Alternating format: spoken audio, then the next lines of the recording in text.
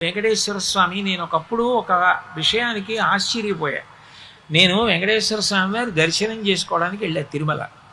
దర్శనం చేసుకుని బయటికి వస్తున్నాను. వస్తుంటే నా వెనక ఉన్నటువంటి వాళ్ళలో ఒక ఆయన అన్నాడు, ఏమిటో ఓ 10 నిమిషాలు కూడా ఎప్పుడూ నించోనివ్వరు, తోసేస్తారు, వెళ్ళండి వెళ్ళండి వెళ్ళండి అంటారు అన్నాడు. నేను నిజమే కదా, పాపం అలా అనిపిస్తుంది కదా అనుకున్నాను.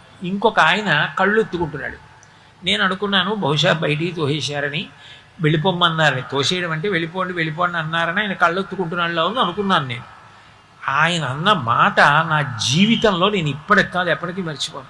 ఆయన అన్నాడు, శ్రీచక్రం టీవీ ఎప్పటి నుంచి నించున్నాడు, కింద నించుంటే నాలాంటి వాళ్ళు కనపడరని ఆ పద్మపీఠం మీద కాలు కదపకుండా అలాగే నించున్నాడు కదా, నించుని నించుని నించుని నించుని కాళ్ళు నొప్పెట్టవా స్వామి, ఒక్క 10 నిమిషాలు నీ కాళ్ళు పట్టే అనుగ్రహం ఇవ్వవయ్యా, ఎంత నిలబడ్డావయ్యా మా కోసం, నిలబడి మమ్మల్ని చూస్తూ అలా ఉండిపోయావా, మేము కనపడలేదు అంటామేమోనని మా కోసం ఆ పీఠం ఎక్కి అలా నించున్నావా, ఆ ఇరుకులో ఇంతమంది వచ్చి విడిచిపెట్టినటువంటి గాలి పీలుస్తూ నించున్నావా, నువ్వు సామాన్యమైన శిలా విగ్రహం కాదు కదా, నకృతం దైవ సంఘైశ్చ నకృతం విశ్వకర్మణ స్వేచ్ఛయా క్రీడతే తత్ర ఇచ్ఛారూపం విరాజిత.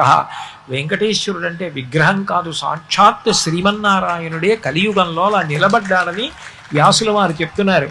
అటువంటి వాడివి స్వామి, మా కోసం ఎప్పటి నుంచి నించున్నావు, 5 నిమిషాలు నించోలేను, అరగంట నించోలేను, ఇలా నించున్నావా, నీ కాళ్ళు పట్టద్దా, నేను ఒక్కసారి అవకాశం ఇవ్వవా అని బాధ వచ్చేసిందే, ఏడుపు వచ్చేసింది అన్నాడు ఆయన. నాకు నిజంగా ఆయన కాళ్ళ మీద పడి నమస్కారం చేయాలనిపించింది.